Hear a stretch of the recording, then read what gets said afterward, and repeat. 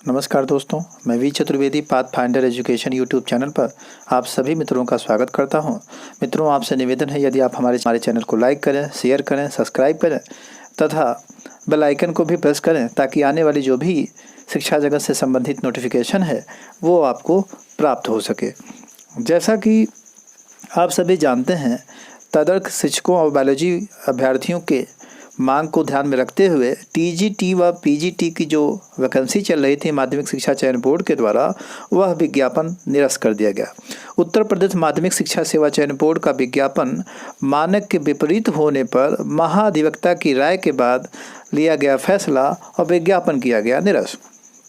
यह जो खबर थी कल आई है, आप सभी जानते हैं, न्यूज़ के माध्यम से हमने आपको बताया भी था और आज के न्यूज़ पत्रों में प्रमुखता से छपी हुई है। बड़े बड़े अधिकारी बड़े बड़े पोस्टों पर बैठ रहे हैं, अध्यक्ष उपाध्यक्ष, लेकिन पता नहीं कैसे सोच कर समझ कर यह बात रखते हैं या बिना सोचे समझे, और यह समस्या बनकर के सामने आती है। अब जैसे देख लीजिए, जो तदर्थ शिक्षकों का मामला है, आप देख रहे हैं कि तदर्थ शिक्षकों के मामले को सुधारने के लिए यहाँ व्यवस्था बनाई जा रही है ताकि उनको समान वेटेज के साथ समान अंक भी प्राप्त हो सके परीक्षा में। इससे एक समस्या सामान्य अभ्यर्थियों के लिए बढ़ जा रही है। तदर्थ शिक्षकों को मिलेगा वेटेज का लाभ। अब जो है जो तदर्थ शिक्षक हैं उनको वेटेज का लाभ मिलेगा, ठीक है, और वेटेज का तो लाभ मिलेगा, लेकिन जो सामान्य अभ्यर्थी हैं वो कहीं न कहीं, यानी सामान्य अभ्यर्थियों के लिए जो फाइटिंग है वो बढ़ गई। अब ज़्यादा उनको मेहनत करनी पड़ेगी, तब जाकर के सिलेक्शन संभव हो पाएगा, क्योंकि शिक्षा मित्रों की ही भांति इस परीक्षा में, माध्यमिक शिक्षा चयन बोर्ड की परीक्षा में भी जो वेटेज का अंक होगा वो भारी पड़ेगा। हालांकि कोर्ट के आदेश के अनुसार तदर्थ शिक्षकों को अधिकार है और वह अधिकार ही उनको दिया जा रहा है। बस गलत ये हो रहा है कि जो भी उनकी सीटें खाली हो रही हैं, पूरी सीटों पर विज्ञापन नहीं निकाला गया। यही बात उठाने के लिए प्रयागराज युवा मंच की तरफ से इसी मामले में मुख्यमंत्री को आज पत्र लिख करके यह आग्रह किया गया कि तदर्थ शिक्षकों के जो खत्म हुए तकरीबन 34,000 पद हैं समय, और उसके साथ साथ कंप्यूटर शिक्षक व अल्पकालिक शिक्षकों के जो पद हैं उनको एक साथ समाहित करके वैकेंसी को निकाला जाए। अगर इन पदों को सबको एक साथ जोड़ दिया जाए तो लगभग जो है 70-74 हज़ार जो है सीटें बन करके सामने आ रही हैं।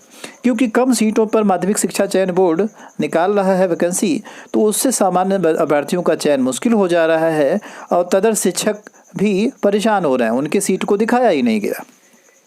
तदर्थ शिक्षकों को खत्म हुए तकरीबन 34,000 पदों पर संपेत कंप्यूटर शिक्षक व अल्पकालिक शिक्षकों पदों पर पूर्व में चयन बोर्ड को प्राप्त 40,000 पदों के अध्याचन को यदि जोड़ दिया जाए तो नए सिरे से विज्ञापन जोड़ने के बाद जारी किया जाए। ऐसा होने पर सभी अभ्यर्थियों को लाभ प्राप्त हो पाएगा।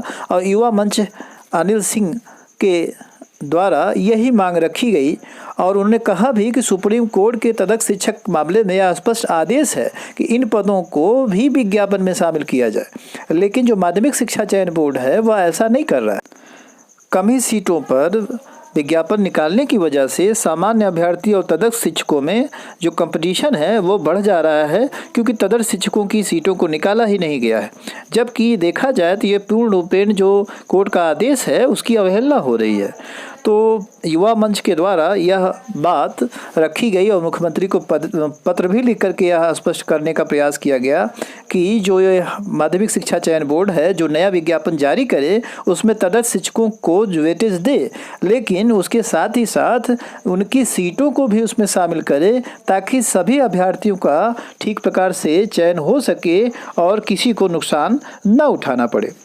वहीं एक बड़ा ग्रुप कंप्यूटर शिक्षक अभ्यर्थियों का भी है जो कि इर्रेगुलर वे से काम करता आ रहा है। अब उनकी भी मांग है कि नियुक्ति के दौरान उनका पद सृजित किया जाए और उनको रेगुलर कर दिया जाए। हालांकि सरकार अभी इसके बारे में कोई भी बात नहीं कह रही है। इन सारी संशोधनों को करने के बाद जो नया विज्ञापन आना है उसमें समय लग सकता है। नवंबर तक उम्मीद की जाती थी कि लास्ट नवंबर तक आ जाएगा, लेकिन ऐसा संभव नहीं लग रहा है।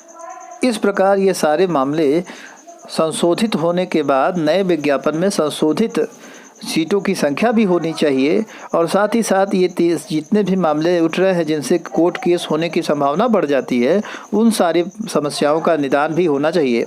इस कारण आप देखेंगे कि समय लग सकता है नए विज्ञापन के जारी होने में।